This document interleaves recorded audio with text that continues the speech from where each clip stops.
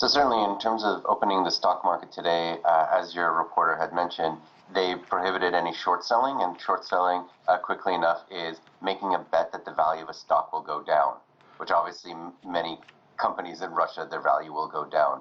And in addition to that, they're not allowing foreigners to exit their positions. And the government also made a tremendous amount of purchases in the stock market today.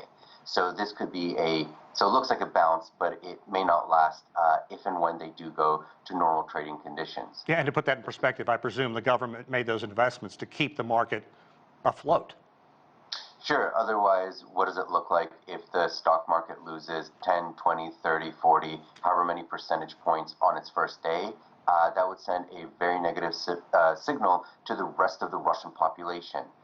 That not only might there be issues of food shortages, inflation, but that in Moscow itself, they don't seem to have an idea or a plan as to what to do next. Let's move on to inflation. 14.5%. Is there any hope of taming it with a conflict now that by virtually all accounts is simply bogged down? So certainly, the inflation now is going to be hyperinflation. In a larger sense, the hyperinflation is already here. It's just that the data have not caught up to it yet. And what we can see is that within particularly food prices as well as durable goods across Russia, all the stuff that relies on basically imports, for the stuff that hasn't gone to shortages yet, the prices are going up. So people are going to see it.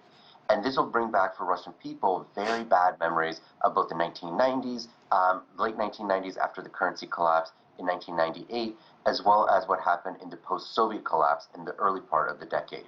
Interesting.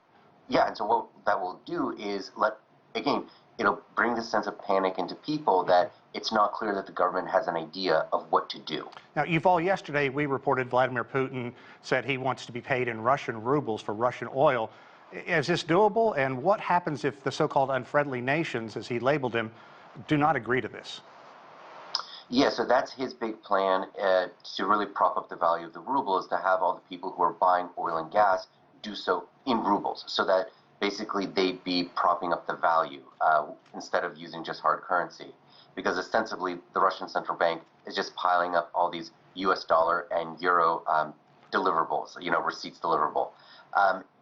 We've already seen that today, Poland, Slovakia, Germany, Italy, and the EU itself refused to do this. They said that this is not in their contracts and they're not willing to break the contracts. So in effect, this is probably Putin's way of trying to create, dissension within the EU, American relationship. But if these countries don't pay for it in rubles as Putin demands, what that'll mean is that the shift away from Russian exports or European imports of Russian oil and gas will happen that much faster. And whatever pain that they're trying to do over a couple months, it'll be accomplished very quickly. And if it is accomplished very quickly, then it means that Russia's financial position into the future is going to be so much worse than what it is right now. Let's talk more about oil, because after jumping dramatically, it appears the prices have stabilized to a degree. But are you concerned they could continue to spike? And in any way, do you see OPEC weighing in on this in an effort to ease the pain at the pump here in the U.S. and other areas? So to ease the pain at the pump in the U.S., I don't think is one of OPEC's, spiritual goals. They enjoy high prices, but they also recognize that, and OPEC has come out in opposition to the idea of Europe banning the import of Russian oil, because what they don't want to do is what we were just talking about a moment ago, is that for the wealthy energy importing countries of Europe, United States, Canada, etc., for them to basically shift away from imports of fossil fuels and which would have the effect of getting towards climate goals, for instance, that would be very bad for OPEC in the long run. So even though they're enjoying higher oil prices now, they don't want the structural shift, which basically Putin is threatening Europe to do.